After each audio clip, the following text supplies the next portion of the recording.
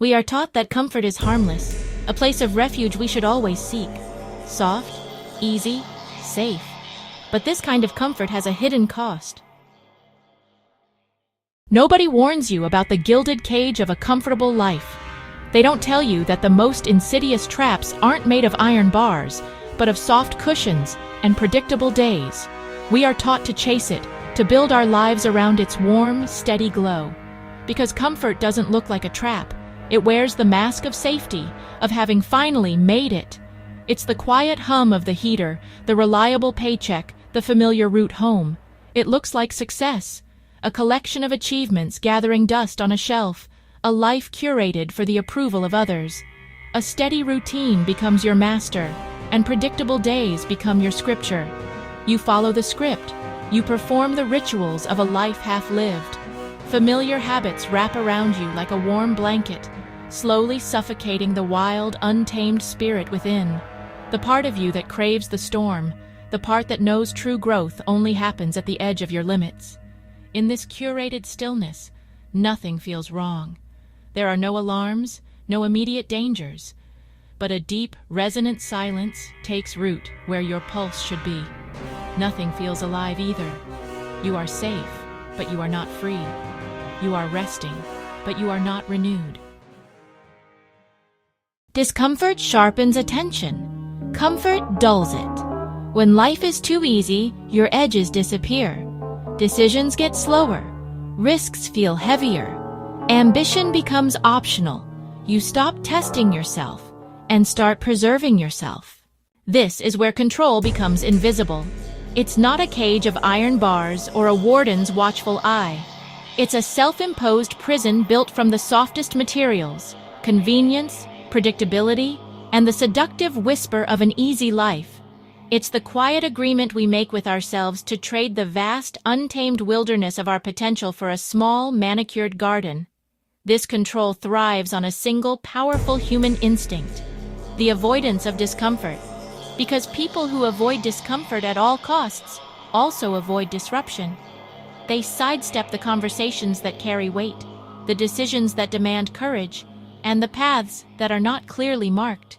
They fear the friction that creates sparks, the very sparks that could ignite their own evolution. They don't question the systems that box them in, because questioning is an effort. They don't challenge the structures that limit them, because challenging creates instability. They don't resist the pressure to conform, because resistance requires a deep well of inner strength.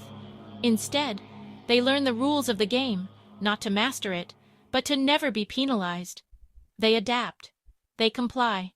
They settle. They become experts in assimilation, masters of mediocrity. They mistake this surrender for peace, this stagnation for stability. But comfort doesn't chain you. It pacifies you. It doesn't imprison you. It numbs you. It's a lullaby that sings you to sleep, while the warrior within you, the one who craves the storm and the summit, slowly forgets the sound of its own name. Stable, comfortable people are easier to manage. They value security over truth, routine over freedom, approval over authenticity. So comfort becomes a quiet contract. You get convenience in exchange for compliance. That's why something feels off. You're not suffering, but you're not growing. You're not lost, but you're not alive either. It's a quiet dissatisfaction, hard to explain, impossible to ignore. Discomfort interrupts autopilot. It forces attention, presence, choice, cold water, hard training, difficult conversations, creative risk. Chosen discomfort builds agency, because you're no longer drifting, you're deciding. The moment you choose discomfort, control weakens. You stop optimizing for ease and start optimizing for growth. You stop asking, "What's comfortable?" and start asking, "What makes me stronger?" This isn't loud rebellion. It's not a shout in the streets or a banner held high for the world to see. There are no crowds, no external validation. This is a different kind of uprising, one that begins in the silent chambers of the soul. It's internal. A private war waged in the quiet moments before dawn, a sacred contract signed with your own spirit when no one else is watching. It is the deliberate act of redrawing your own internal maps, of questioning the borders you once accepted as absolute. It is a refusal to stay numb, a rejection of the comfortable anesthesia that dulls the edges of a life fully lived. It is a refusal to stay soft, choosing the forge over the fleece, knowing that true strength is tempered in chosen hardship. And it is a refusal to stay small, to inhabit only the space you've been given. You don't need permission to challenge yourself. The world will offer you 1,000 paths of least resistance, 1,000 reasons to remain as you are. But the spiritual warrior knows that the gatekeeper is you. The authority you seek is your own. Be honest. You only need honesty.